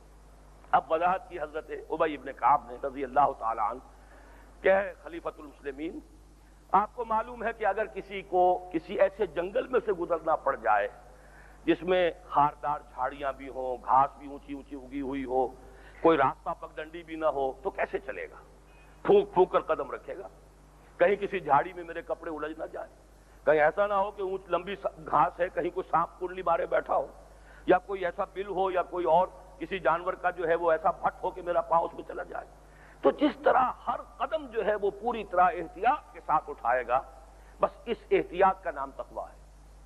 یہ زندگی جو ہم گزار رہے ہیں اس دنیا میں، یہ ایک سفر ہے، اور ہر چہار طرف معصیت کی جھاڑیاں ہیں، گناہ کی دعوت ادھر سے بھی آ رہی ہے، ادھر سے بھی ترغیب ہو رہی ہے، حرام خوری کے مختلف چینلز کھلے ہوئے ہیں، اور بڑے ہی وہ خوشنما چینلز ہیں، آئیے آپ قرضہ لے لیجئے، اتنے لاکھ روپیہ لے لیجئے، اور بس یہ ہے کہ آپ کا کاروبار چل جائے گا، تھوڑا سود ہے وہ دینا ہے، ایسے ایسے لالچ ہیں، کتنے بڑے پیمانے پر ٹی وی پر جو ہے جوئے کا پروپیگنڈا ہوتا ہے، یہ جو سب کچھ ہو رہا ہے، اب یہ ہر چہار طرف جو ہے یہ سانپ بچھو جو ہے معصیت کے، جو ہماری عاقبت کو تباہ کرنے کے در پہ ہیں، وہ اس معاشرے میں جھاڑیاں ہیں۔ بچ کر نکل جانا، بازار سے گزرا ہوں خریدار نہیں ہوں، آدمی ایسے زندگی گزار جائے وہ کہیں بھی معصیت میں اپنے دامن کو الجھنے نہ دے، یہ تقویٰ ہے۔ اس تقویٰ کی ہر شخص کو ضرورت ہے، لیکن یہ کہ خاص طور پر چونکہ ہمارے معاشرے کی اکائی ہے خاندان، انسٹیٹیوشن آف فیملی، اگر یہاں تقویٰ ہوگا گھر میں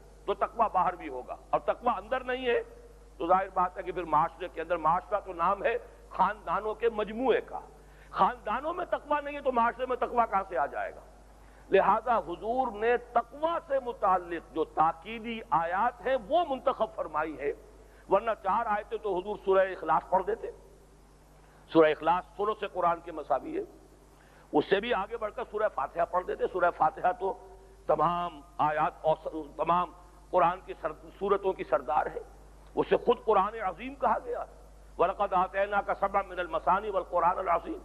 لیکن سورہ فاتحہ نہیں پڑھی آپ نے سورہ اخلاص نہیں پڑھی، سورہ زلزال نہیں پڑھی جو 1000 آیات کے برابر حضور نے فرمایا، بلکہ 4 آیتیں وہ منتخب کی ہے کہ جو تقویٰ پر انتہائی تاکید جن میں ہے۔ اہل ایمان اللہ کا تقویٰ اختیار کرو جتنا کہ اس کے تقویٰ کا حق ہے۔ صحابہ گھبرا گئے کہ اللہ کا حق کون ادا کر سکتا ہے ہم میں سے؟ تو پھر جب وہ آیت اتری، اس لیے میں نے آج مغرب کی نماز میں یہ دونوں آیتیں پڑھی تھی۔ پہلی رکعت میں یا ایھا الذین آمنوا اتقوا اللہ حق تقاتہ سے بات شروع ہوئی، اور دوسری رکعت میں ختم ہوئی فاتقوا اللہ ما استطعتم، یہ سورہ تغابن کی آیت ہے۔ بس تقویٰ اختیار کرو اللہ کا جتنا تمہارے امکان میں ہو۔ جب یہ آیت اتری ہے تو پھر صحابہ کو کچھ ریلیف ملا ہے، فکر جو ہے ان کا کم ہوا کہ یہ واقعتاً آدمی امکانی حد تک تو کوشش کر سکتا ہے، تو لیکن اس آیت میں زور ہے یا ایھا الذین آمنوا اتقوا اللہ حق تقاتہ ولا تموتن الا وانتم مسلمون، ہرگز مت مرنا مگر فرما برداری کی حالت میں۔ اس کے کیا معنی؟ موت کے لیے میرے پاس کوئی گارنٹی نہیں ہے کہ ابھی اتنے سال اور نہیں آئے گی، لے لو بینک سے پیسہ اور لگا لو کارخانہ، پھر کر لینا توبہ، وَتَكُونُوا مِن بَعْدِهِ قَوْمًا صَالِحِينَ، یہ سب کچھ حرام خوریاں کر کے پھر توبہ کر لینا۔ کس کے پاس گارنٹی ہے؟ کس کے پاس گارنٹی ہے کہ شراب پی رہا ہوں میں اگر تو میں نشہ ختم ہو کر وقت مجھے مل جائے گا کہ میں توبہ بھی کر لوں، لیکن یہ کہ ہو سکتا ہے اسی نشے کی حالت میں موت آ جائے؟ کیا گارنٹی ہے؟ کس کے پاس گارنٹی ہے؟ میں تو اس سے بھی آگے بڑھ کر کہہ رہا ہوں، کوئی شخص بدکاری کر رہا ہو، این اس فعل کی حالت میں بھی تو اس کی جان قبض کی جا سکتی ہے، کیسی حسرتناک موت ہوگی۔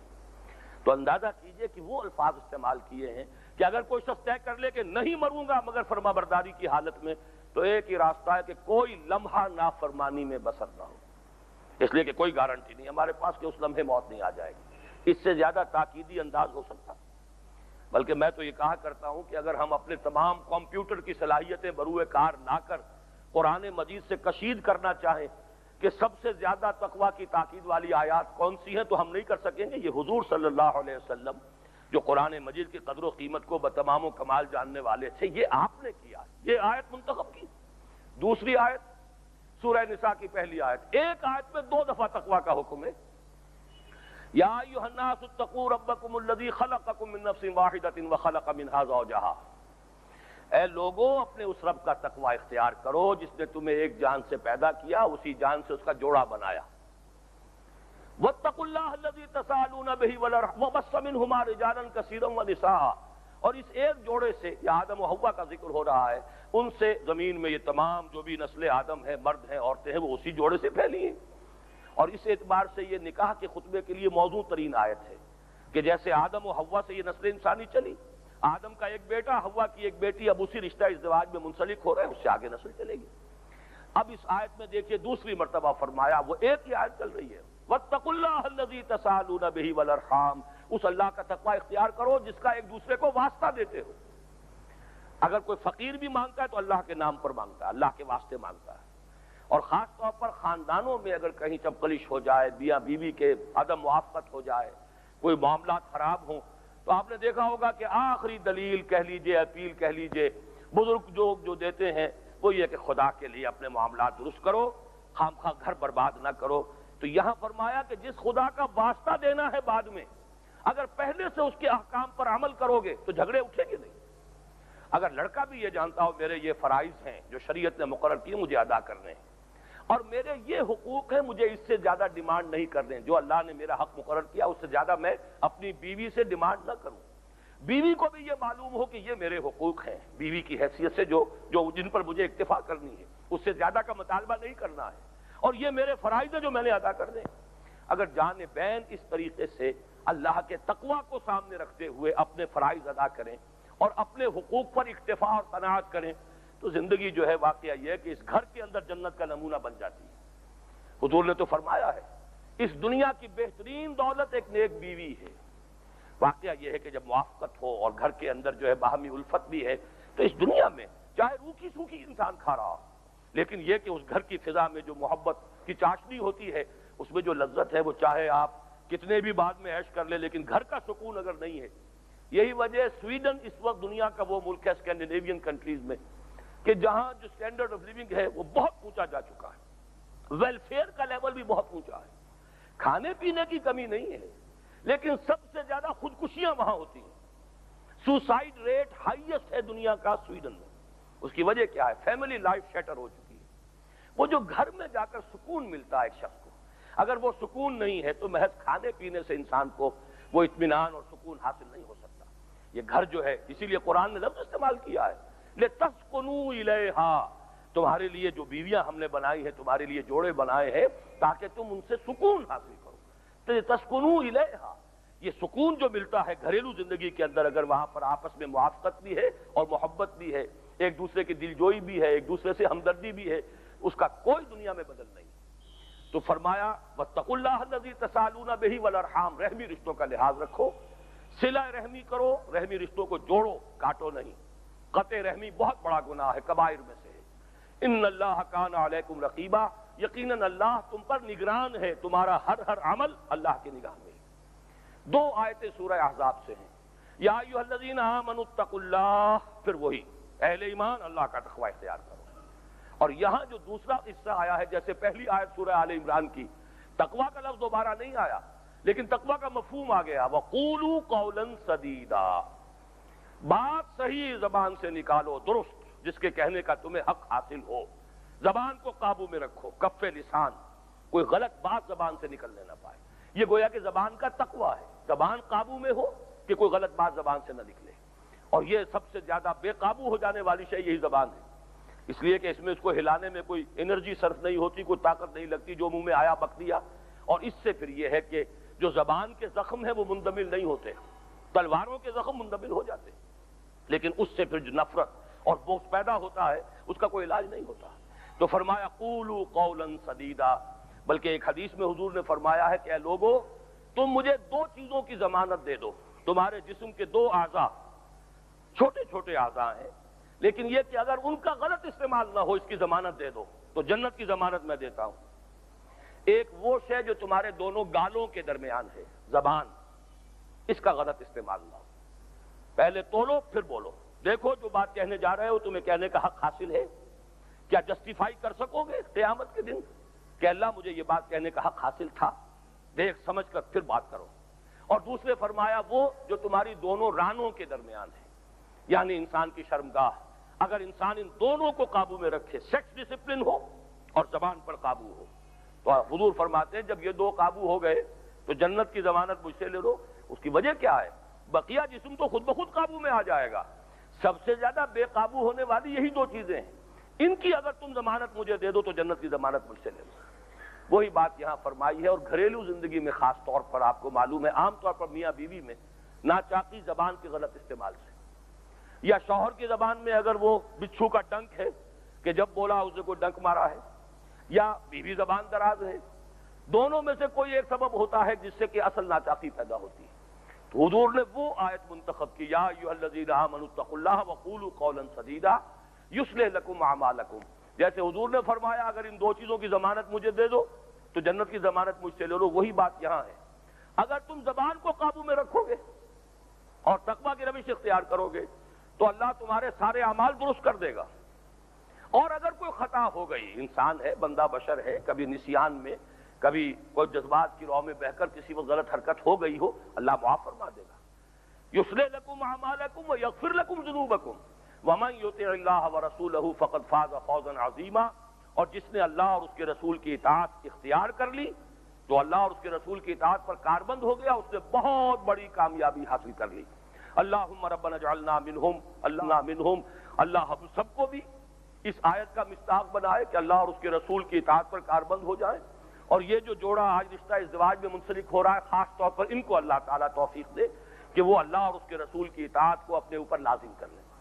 یہ ہے خطبہ مسنونہ محمد الرسول اللہ صلی اللہ علیہ وسلم۔ اب آپ تصور کیجئے جب حضور کی زبان مبارک سے یہ آیات ادا ہوتی ہوں گی، اللہ کا کلام لسان محمد صلی اللہ علیہ وسلم، پھر زبان لوگوں کی اپنی، از دل خیزت بر دل ریزت۔ ہمارے ہاں تو ترجمہ نہیں جانتے، آیتیں پڑھ دی جاتی ہیں، پتہ ہی نہیں کیا پڑھا ہے یا کیا سنا ہے، اسی لیے پھر یہ کہ بڑی خاموشی سے بیٹھ کر گوشے میں بس جیسے کہ کوئی ایک رسم ادا ہو رہی ہو، کوئی جنتر منتر پڑھے جا رہے ہیں، اس طریقے سے پڑھ کر بات ختم ہو جاتی ہے۔ اس خطبے کو اس طور سے جیسے خطبہ ہوتا ہے، کھڑے ہو کر خطیبانہ انداز میں الفاظ وہی ہوں گے، اس میں وہی مسنون جو حضور کا انتخاب ہے، اس سے بہتر انتخاب کس کا ہو سکتا ہے؟ لیکن یہ ہے کہ اس کو خطبے کی شکل میں اس طریقے سے پھر جو حدیثیں ایڈ کی گئی ہیں وہ بھی بہت صحیح ہے۔ النکاح من سنتی، حضور نے فرمایا نکاح میری سنت ہے۔ کیوں فرمایا؟ کہ اکثر مذاہب میں شادی بیاہ نہ کرنا، تجرد کی زندگی بسر کرنا، یہ اعلیٰ روحانی مرتبہ شمار ہوتا ہے۔ ہندوؤں میں سادھو ہیں، وہ شادی نہیں کر رہے ہیں، بدھ مت میں بھکشو ہیں، وہ بھی شادی، اور جین مت میں بھی، عیسائیوں کے ہاں بھی راہب ہیں، رہبان ہیں، ننے ہیں، لیکن یہ خلاف فطرت ہے، اسلام میں اس کی کوئی گنجائش نہیں۔ لا رہبانیت فی الاسلام، اس میں بڑی احتیاط کی ضرورت ہے۔ ہمارے بھی بعض بزرگوں کے بارے میں آتا ہے، صحیح آتا ہے یا غلط آتا ہے، کہ انہوں نے ساری عمر شادی نہیں کی، اور اس کو تعریف کے انداز میں جب بیان کیا جاتا ہے تو یہ در حقیقت اگر ان کی تعریف کریں گے اس بات پر کہ انہوں نے ساری عمر شادی نہیں کی تو یہ تعریف ہو جائے گی محمد الرسول اللہ صلی اللہ علیہ وسلم کی، اور توہین ہو جائے گی حضور کی۔ اس لیے کہ حضور نے فرمایا ہے میرا طریقہ تو شادی کا ہے، میں نے شادیاں کی ہیں، ایک نہیں متعدد کی ہیں، تو میری سنت تو یہ نکاح من سنتی۔ اگر یہ کوئی قابل مدح چیز ہے، قابل تعریف بات ہے کہ شادی نہ کی جائے، تو گویا کہ محمد صلی اللہ علیہ وسلم اس تعریف والی چیز سے خالی ہے، محروم ہے، معاذ اللہ ثم معاذ اللہ۔ اس لیے بڑی احتیاط کی ضرورت ہے۔ کبھی کسی کے بارے میں تعریفیہ انداز میں یہ نہ کہیے او تو جی بس ساری عمر اللہ سے لو لگائے رکھی، شادی نہیں کی، تعریف نہ کیجیے اس کی۔ تعریف کریں گے تو جیسا کہ میں نے عرض کیا، ناوک نے تیرے سید نہ چھوڑا زمانے میں، ان کی تو تعریف ہو جائے گی، توہین ہو جائے گی محمد الرسول اللہ صلی اللہ علیہ وسلم۔ یہ بھی ضروری نہیں کہ آپ تنقید کریں، کیا پتا کس کے کیا حالات تھے، کیا مجبوری تھی، ہمیں کوئی ان کے اوپر اعتراض کرنے کا بھی حق حاصل نہیں ہے۔ لیکن یہ کہ بہرحال شادی نہ کرنے کو اگر آپ قابل تعریف شے کی حیثیت سے ذکر کریں گے تو یہ چیز در حقیقت ایک اعتبار سے قدح ہو جائے گی، تنقید ہو جائے گی، توہین ہو جائے گی محمد الرسول اللہ صلی اللہ علیہ وسلم کی۔ دوسری حدیث ہے من رغب عن سنتی فلیس منی۔ اصل میں یہ حدیث بھی طویل حدیث ہے جس کا یہ ٹکڑا ہے، اس میں بھی یہ ہوا تھا کہ کچھ 3 صحابہ تھے، ان پر نیکی کا جذبہ بہت غالب آ گیا۔ انہوں نے جا کر ازواج مطہرات سے پتہ کیا حضور نفلی عبادت کتنی کرتے ہیں، رات کو کتنی دیر نماز پڑھتے ہیں، مہینے میں کتنے روزے نفلی رکھتے ہیں۔ تو جو بات بتائی گئی، حضور کی تو زندگی کھلی کتاب تھی، اس میں کوئی راز کی بات نہیں تھی، بتا دی گئی۔ انہوں نے سمجھا ان کے اندازے میں کم تھی وہ بات، وہ سمجھتے تھے کہ حضور تو ساری رات ہی کھڑے رہتے ہوں گے اور حضور تو ہمیشہ ہی روزہ رکھتے ہوں گے۔ لیکن جب انہیں بتایا گیا کہ نہیں ایسی بات نہیں، حضور رات کو سوتے بھی ہیں، تو انہوں نے اسے قلیل سمجھا، لیکن اپنے دل کو اطمینان دینے کے لیے یہ کہا بھائی حضور تو معصوم ہیں، ان سے تو کوئی گناہ ہو ہی نہیں سکتا، اور اگر بالفرض کہیں گناہ ہو تو اللہ پہلے ہی معاف کر چکا ہے، لقد غفر اللہ لک ما تقدم من ذنبک وما تأخر۔ لہذا حضور کے لیے تو اتنی عبادت کافی، ہمارے لیے کافی نہیں۔ ایک نے کہا میں تو اب پوری رات کھڑا رہا کروں گا، اپنی کمر بستر سے لگاؤں گا ہی نہیں۔ دوسرے نے کہا کہ میں روزانہ روزہ رکھوں گا، کبھی ناغہ نہیں کروں گا۔ تیسرے نے کہا میں شادی بیاہ نہیں کروں گا، یہ جو کھکھیڑ ہے گھر گرستی کا، اس کے اندر پڑھ کر آدمی پھر اللہ سے لو نہیں لگا سکتا۔ حضور کو خبر مل گئی، حضور نے تینوں کو طلب فرمایا، نہایت آپ نے غصے کے عالم میں فرمایا، حالانکہ بڑی غیر معمولی بات ہے، یہ حضور کے مزاج کے بھی خلاف بات معلوم ہوتی ہے، کہ حضور نے فرمایا واللہ انی لاتقی اللہ منکم واخشی للہ، میں اللہ سے سب سے زیادہ ڈرنے والا اور سب سے بڑھ کر متقی ہوں اللہ کا. یہ بات بڑی غیر معمولی ہے. لیکن میرا طرز عمل یہ ہے کہ میں نے شادیاں بھی کی ہیں، بال بچوں دار ہوں، گھر گرہستی کی زندگی ہے، میں رات کو سوتا بھی ہوں، نماز بھی پڑھتا ہوں، سوتا بھی ہوں، میں نفلی روزے رکھتا بھی ہوں، ناغے بھی کرتا ہوں. تو فمن رغب عن سنتی فلیس منی، کان کھول کر سن لو، جس کو میری سنت پسند نہیں اس کا مجھ سے کوئی تعلق نہیں. تو یہ ہے در حقیقت مکمل حدیث. لیکن اس کے حوالے سے ذرا ہم میں سے ہر شخص کو جائزہ لینا چاہیے اپنی زندگی کا، کس درجے ہم سنت کے قریب ہیں، کس درجے ہم سنت سے دور ہیں. اپنی شکل صورت، وضاقتہ، لباس، رہن سہن، معمولات. پھر یہ کہ سب سے بڑی سنت حضور نے کس کام کے لیے اپنی زندگی لگائی. سب سے بڑی سنت تو یہ، آپ نے تو دعوت دین اور اقامت دین کی جد و جہد میں ایک ایک لمحہ، جب 40 برس کی عمر ہوئی ہے اور وحی کا آغاز شروع ہوا ہے اور حکم ملا ہے یا ایھا المدثر قم فانذر وربک فکبر، اس کے بعد سے تو آپ کا ہر لمحہ اسی کام میں بیتا. اس اعتبار سے سوچنا چاہیے کہ ہماری زندگیوں میں کتنا حصہ ہے، ہمارے اوقات میں سے کتنا وقت ہے جو اس کام کے لیے مختص ہے، ہمارے وسائل اور دولت میں سے کتنا حصہ ہے جو اس کام کے لیے ہم لگا رہے ہیں. تو یہ بھی ایک ہمارے لیے لمحہ فکریہ ہے. تو ویسے زندگی کے ہر گوشے میں ہمیں دیکھنا چاہیے، سنت سے زیادہ قریب ہوں. اللہ تعالیٰ ہمیں اس کی توفیق دے، اور جو بھی ہماری اس سے بعد ہے سنت رسول سے، اس کو ہم ترک کریں، اس کے اندر جو ہے فاصلے کو کم سے کم کرنے کی کوشش کریں. یہ ہے دوسری حدیث. تیسری حدیث وہ ہے اعلنوا ھذا النکاح وجعلوہ فی المساجد، اعلان عام کیا کرو نکاح کا. بلکہ اس حدیث میں آگے ایک اور ٹکڑا بھی ہے، وَاضْرِبُوا عَلَيْهِ مِنَ الضُّفُوفِ، دف بجایا کرو. اس لیے کہ اعلان عام کا اس وقت اس کے سوا کوئی ذریعہ نہیں تھا. کہیں دف بج رہا ہے، اب ہر ایک شخص پوچھے گا کیوں بج رہا ہے یہ دف، معلوم ہے فلاں شخص کی شادی ہے، فلاں کا نکاح آج فلاں سے ہے. تو اس کا چرچا عام کرنے کے لیے اس وقت شکل یہ تھی. تو حضور کی پوری حدیث ہے اعلنوا ھذا النکاح وجعلوہ فی المساجد واضربوہ علیہ من الضفوف، نکاح کا اعلان عام کیا کرو اور اس کو مسجدوں میں رکھا کرو اور اس کو لیے دف بجایا کرو تاکہ اعلان ہو جائے، عام معلوم چرچا ہو جائے. ہمارے ہاں چرچا کرنے کے اور ذرائع ہیں. مثلا میں اپنی بچیوں کے نکاح کے موقع پر اخبار میں اشتہار دیتا رہا ہوں تاکہ سب کو معلوم ہو جائے، جو بھی احباب ہیں جہاں بھی ہیں ان کو اطلاع مل جائے، اپنی اپنی جگہ پر دعا کر لیں. باقی کو کھانا وانا تو میں نے دیا نہیں، بلکہ میں نے اسی لیے تاکہ جڑ کٹ جائے. یہ بھی میں ایک ذرا سا نکتہ بیان کر دوں. جب بھی کوئی اصلاحی تحریک شروع کرنی پڑتی ہے تو کچھ انتہا پسندی اختیار کیے بغیر گزارا نہیں. ورنہ یہ کہ آپ کہیں گے صاحب میں نے 4 آدمیوں کو کھانا کھلایا تھا صرف، تو بات تو وہی ہو گئی نا، کسی نے 4 کو کھلایا، کسی نے 400 کو کھلا دیا، کسی نے 4000 کو کھلا دیا، بات تو ہو گئی پوری. تو اس میں ضرور ایک جگہ جڑ کاٹنی پڑتی ہے. وہ جڑ کاٹنے کے لیے میں نے یہ سلسلہ شروع کیا کہ اپنی بچیوں کو مسجد دارالسلام سے رخصت کیا، تاکہ نہ میرے گھر پہ کوئی آئے اور نہ میں اسے کوئی انٹرٹین کروں، تاکہ یہ بات جو ہے کھل کر لوگوں کے سامنے آ جائے. کراچی میں بھی لوگ یہ کرتے رہے اور اب بھی کرتے ہیں. جو نکاح مسجد میں ہوتا ہے، مسجد میں نکاح ہے، ساتھ ہی کوئی جگہ ہے وہاں پر شامیانے وغیرہ لگا کر خواتین کا اجتماع وہاں ہو جاتا ہے مسجد سے باہر، وہاں پر کوئی ٹھنڈا وغیرہ بھی ان کو پلا دیا جائے، وہیں سے لڑکی رخصت. تاکہ پھر یہ کہ وہ گھر سے لینے کے لیے جائیں گے تو کوئی تقریب کی شکل بن جائے گی. ایسا نہیں ہے کہ یہ کوئی بالکل حرام مطلق ہے. اسی طریقے سے نکاح مسجد سے باہر بھی ہو سکتا ہے، سڑک پر بھی ہو سکتا ہے، لڑکی والے کے گھر جا کر ہو سکتا ہے. جو شرائط ہے وہ پوری ہو جائے، اعلان عام ہو جائے، 2 جو گواہ ہیں وہ موجود ہوں، ایجاب و قبول ہو جائے، بات ختم ہو گئی، نکاح ہو گیا. لیکن یہ کہ اس میں اگر ہم یہ شکل تاکیداً اختیار کریں کہ مسجد میں نکاح ہو، حضور کا قول موجود ہے، جگہ بہترین ہے، وہاں پر ماحول ہوتا ہے دعا کا، کچھ نہ کچھ رجوع اللہ کی کیفیت ہوتی ہے، سگریٹوں کے دھوئیں تو نہیں ہوتے، قہقہوں کی آوازیں تو نہیں ہوتی، جو آپ بہترین انتظام کر لیں گے وہاں بھی یہ ساری چیزیں ہوں گی. تو اس پر اللہ تعالیٰ جو ہے یہ جیسا کہ میں نے عرض کیا اس پر عمل شروع ہو جائے گا، آگے راستے کھل جائیں گے. اللہ تعالیٰ مزید کی توفیق دے. اب جہاں تک نکاح کا معاملہ ہے، ہمارے ہاں نکاح سادہ ترین شے ہے. یہ معاہدہ ہے، سوشل کانٹریکٹ ہے ایک لڑکے اور ایک لڑکی میں. جیسا کہ میں نے عرض کیا ہمارے ہاں چونکہ پردہ ہے، اور یہ بھی میں نے پرسوں بھی بتایا تھا، آج بھی بتا دوں، ضیاء الحق صاحب کے ساتھ وہ جو بھی میرا کچھ تھوڑا سا عرصے تعلق بھی رہا، ان کے ایک عزیز ہیں، ان کی بچی کی شادی تھی، انہوں نے مجھے خاص طور پر بلایا لاہور سے. کراچی میں یہ واقعہ ہوا اور مسجد میں نکاح تھا. ضیاء الحق صاحب پہلی صف میں میرے سامنے بیٹھے ہوئے تھے. اس وقت میں نے یہ سوال کیا تھا مجمع عام سے، اگر اسلام میں پردہ نہیں ہے تو لڑکی یہاں کیوں نہیں ہے؟ اس لیے کہ لڑکی معاہدہ کر رہی ہے، پوری زندگی کا اس نے جو ہے نباہ کرنا ہے، پوری زندگی کے لیے کانٹریکٹ کر رہی ہے، تو ظاہر بات ہے کہ اس کا وہاں ہونا، اگر پردہ نہیں تو لڑکی کو یہاں ہونا چاہیے، جیسے عیسائیوں کے ہاں پردہ نہیں ہے، لڑکا اور لڑکی وہاں کھڑے ہوتے ہیں۔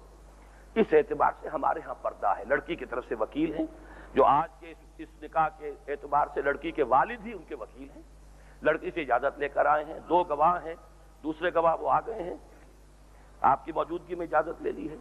بس یہ کہ وکیل نے مجھے اجازت دی، میں آفر کروں گا ایجاب، لڑکا قبول کر لے گا، بس ایک مرتبہ کا ایجاب و قبول کافی ہے۔ ویسے یہ کہ ہم اس کو دہرا دیتے ہیں اس لیے کہ جتنے بھی لوگ ہیں وہ سب اس نکاح کے گویا کے گواہ ہیں، تو وہ مستحضر ہو جائے کس لڑکے کا نکاح ہوا ہے، لڑکی کا نام کیا ہے، اس کا ذرا استحضار ہو جائے تو اچھا، اس لیے کہ محفل ہے، اس میں جو بھی شریک ہے گویا کہ وہ گواہ کی حیثیت رکھتا ہے۔ بھئی یہ ہے ہمارے ہاں شادی کا معاملہ، مہر معین ہو جائے، نہ بھی ہوگا مثل مہر، جو مہر مثل ہوتا ہے اس خاندان کی خواتین کا عام جو مہر ہوتا ہے وہ معین ہو جائے گا، ہو جائے سب سے اچھا، اور جو اس پورا کا پورا اسی وقت ادا ہو جائے یہ سب سے بہترین، ورنہ ادائیگی کی نیت ہونی چاہیے، اگر ادائیگی کی نیت نہیں ہوگی تو اس کے اندر بھی ایک نقص جو ہے واقع ہو جائے گا۔ نیت ہونی چاہیے، بعد میں لڑکی کو پورا اختیار حاصل ہے، اپنے حق سے دستبردار ہو جائے، معاف کر دے، وہ تو ہبہ کر سکتا ہے ہر انسان، وہ ہبہ ہی ہے ایک طرح کا اگر وہ اپنے حق کو چھوڑ دے، لیکن یہ کہ جس وقت وہ مہر معین کیا جائے ہو بھی وہ جو انسان کی اپنی ذرائع کے اندر ہو، جس کو ادا کرنا اس کے لیے ممکن ہو، اور نیت اس کی ہونی کہ وہ مہر ادا کرے گا، یہ نیت ادائیگی کی یہ ضرور ہونی چاہیے۔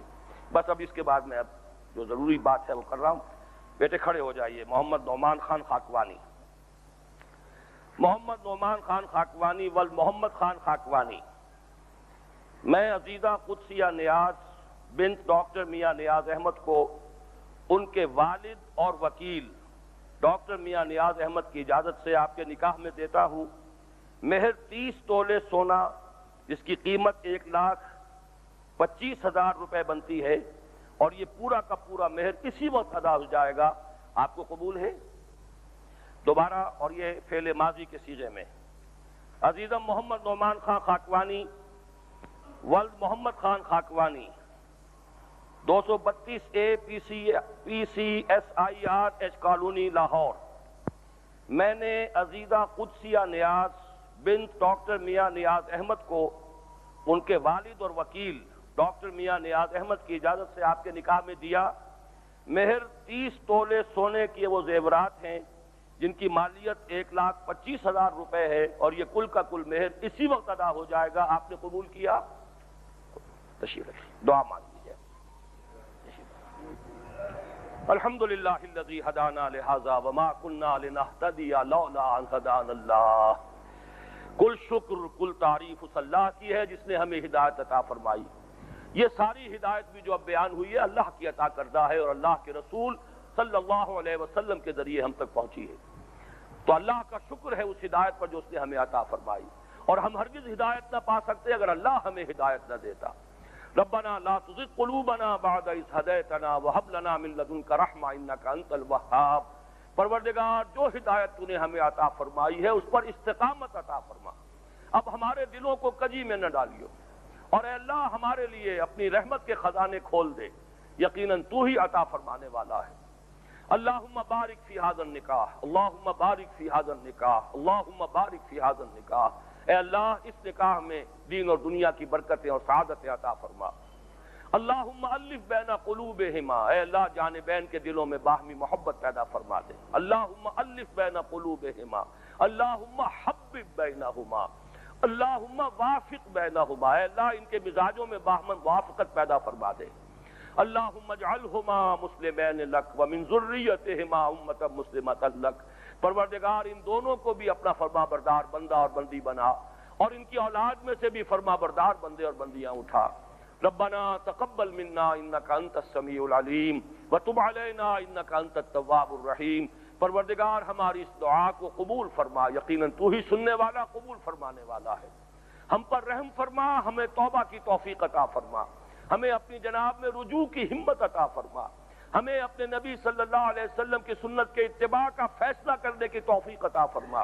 رب اغفر وارحم وانت خیر الراحمین، وصلی اللہ تعالی علی خیر خلقہ محمد وآلہ واصحابہ اجمعین برحمتک یا ارحم الراحمین۔